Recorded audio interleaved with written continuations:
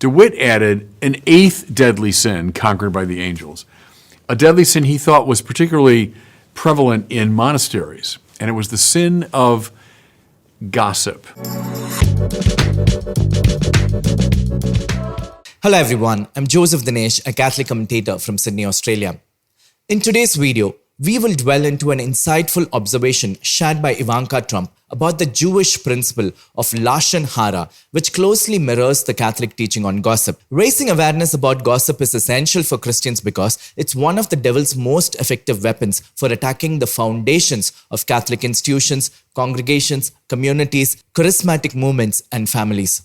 Consider how often we hear family members speak poorly of others or friends criticize each other behind their backs.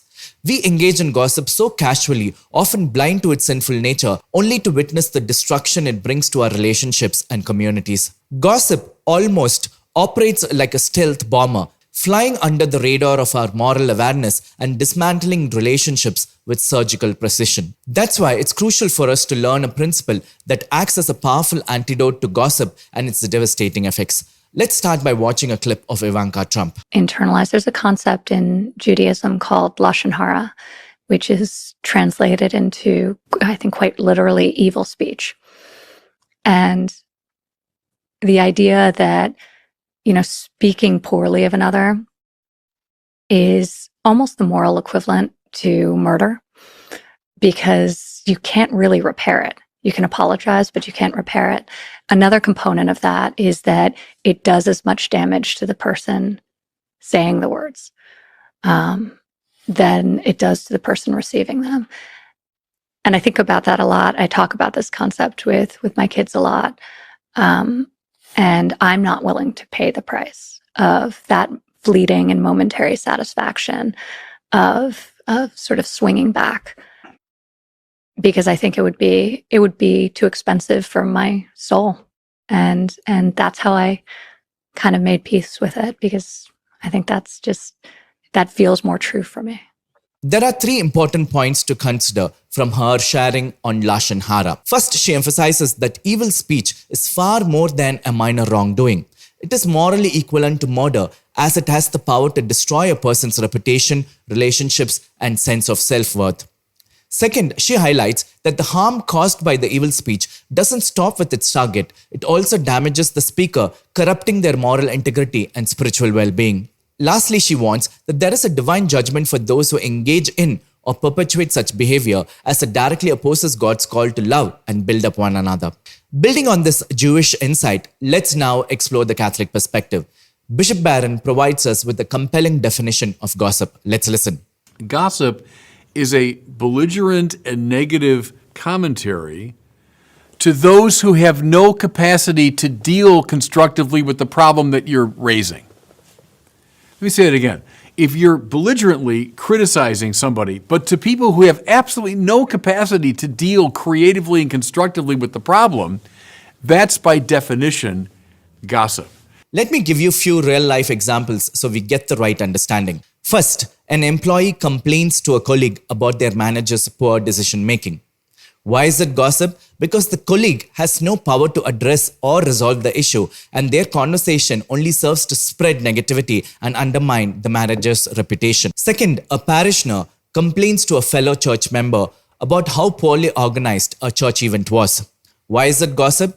Because the fellow parishioner has no authority to change the situation or address the complaint, making the conversation a vehicle for criticism rather than constructive feedback. Third, a sibling complains to another sibling about how their parents favor one child over the others. Why is it gossip? Because the sibling being told about the issue cannot resolve the problem and may only develop resentment or bias against other family members. So in one line, gossip is revealing someone's faults or failings to others who have no right to know, even if the information is true. Now, if you're wondering why even people engage in gossip, the answer is because it is driven by motivations rooted in the 7 cardinal sins. Pride and vanity can lead individuals to gossip as a way of elevating themselves by tearing others down. Insecurity and envy also play a role, as people criticize others to mask their own shortcomings or jealousy.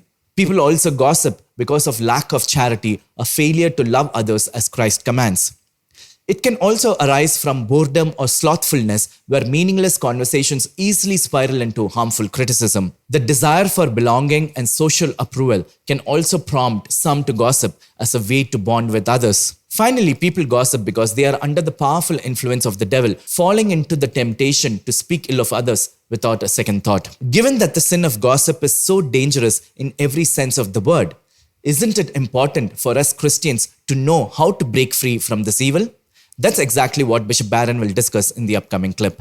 Critique other people precisely in the measure that you are willing to help them deal with the matter that you've brought forward. So you are totally committed to helping in every way with the problem that you're raising. Well, off you go. Critique all you want. You got a very mild interest in helping the person, well, then your critique should be very muted. If, as is usually the case, you've got zero interest in helping the person deal with the problem, then keep your mouth shut. See, gossip could be described as precisely that. I'm critiquing somebody, I'm raising an objection, but in a way that's completely unconstructive. I'm showing zero willingness to actually help the person deal with this problem. That's poisonous to any human organization.